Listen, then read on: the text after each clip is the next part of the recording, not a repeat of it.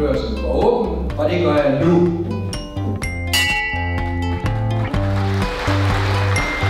Tak for ordet. Det går ud på det, at man skal bytte frivillige ressourcer. Frivillige ressourcer ligger i de 3 ben, som vi egentlig bygger vores frivillige børs på. Og det er arbejdsmarkedets parter, det er kommunale institutioner, og det er frivillige. Og i alle 3 grene er der nogle ressourcer, som ikke bliver udnyttet. Det er jo derfor, vi er med i dag. Det er jo at formidle dem, der søger, der finder hen til dem, der har. Og helt ærligt må jeg overraske. Det er overrasket over, at der sker så meget. Det virker. Det virker sådan en børs. Alle aftaler hen på mit bord, de er væk. Jeg må op og hente nogle flere. Frivillighed har vi taget til os som en af mulighederne for at supplere de ydelser, vi selv har. Det offentlige, det giver ikke mere velfærd til os i Danmark. Og vil du have mere velfærd, eller vil du beholde det niveau, du har, så må du altså gøre noget selv.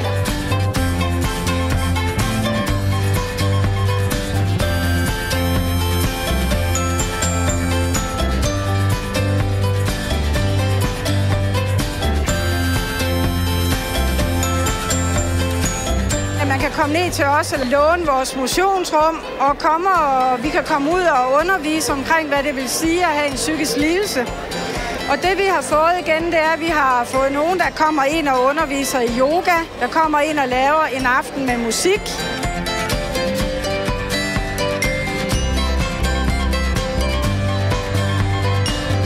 Vi bruger masser af brænde til vores bålsteder for eksempel.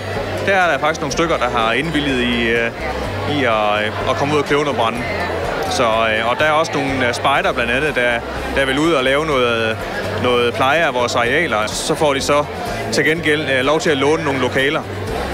Og får noget krondyrkød, de kan få lov til at grille på vores grill. Vi har brug for nogle pensionister, som kan komme og hjælpe os med vores spejderhus og nogle praktiske opgaver. Og vi har faktisk lavet nogle aftaler med nogen i dag, som kan komme og holde foredrag for vores ledere om børn med særlige behov for eksempel.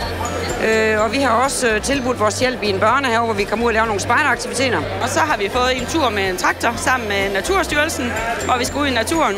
Jeg er her blandt andet, fordi jeg gerne vil have hjælp til madlavning. Vi har en masse stævner.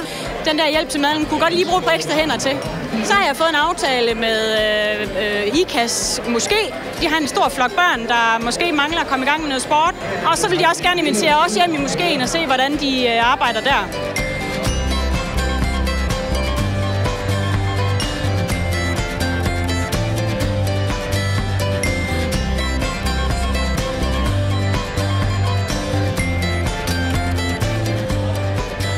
Frivillighed er noget, der er win-win i, og den glæde og den spontanitet, der er med alle de voksne mennesker, der er her, og i virkeligheden arbejder på at bytte ydelser, det synes jeg er rigtig, rigtig spændende.